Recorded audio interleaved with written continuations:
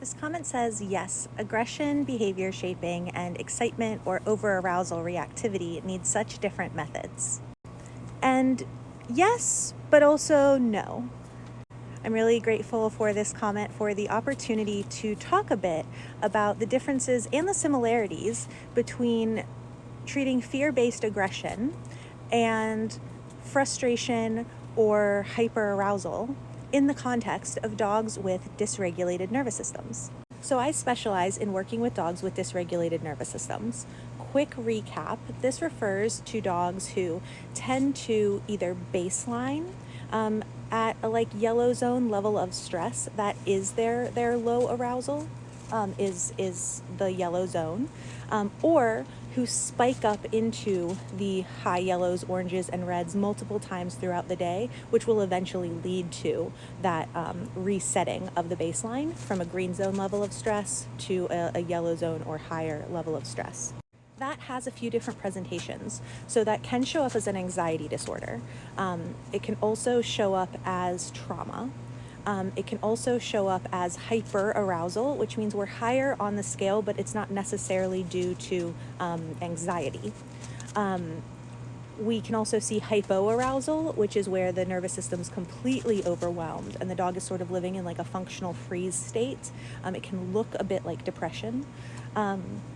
Or dogs who are experiencing chronic stress. And again, those are the dogs who are so stressed in their environment, often because they have multiple triggers that are very difficult to manage, and so they're spiking up into those high levels chronically. So far, we've talked primarily about arousal levels. I think it can be helpful to know that even if your dog is starting out with a positive emotion, by the time they're reaching that orange zone, their sympathetic nervous system is more primarily engaged than their parasympathetic nervous system. So we're closer to fight or flight than we are to rest and digest, and they are no longer having a good time, and it's not healthy for them, behaviorally, but also physically, and certainly mentally and emotionally.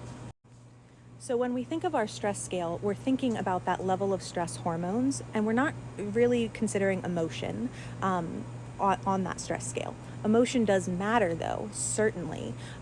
It matters if the dog is anxious or afraid of something versus incredibly frustrated, and how they got there. Are they frustrated because of the situation, or are they frustrated because they are so high on the stress scale all of the time that they are just overwhelmed and can't regulate their arousal? They have low resilience maybe, so they struggle to bounce back from stressors. The biggest difference between a dog who has a negative association with their triggers and a dog who has a positive association with their triggers but is too high on the scale is emotional change.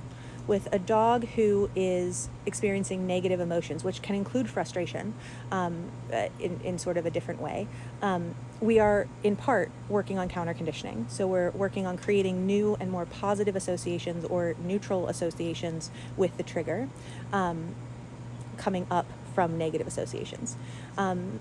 With a dog who already feels positively, but their emotions are so high and now they're having a bad time, we don't necessarily need to do emotional change. I say necessarily because it is not uncommon to get arousal levels down a bit and to see that actually there is some negative emotion attached to things, some conflicting emotions, which makes sense because if seeing something is constantly an over-arousing, over-stimulating, frustrating experience, it makes sense that you might start to have some negative associations with that thing as well. But a lot of the other stuff is very similar. Dogs with dysregulated nervous systems need a lot of the same things. Dogs who are so overwhelmed or so frustrated, even if that started with a positive emotion, they still need, for example, to learn how to flight.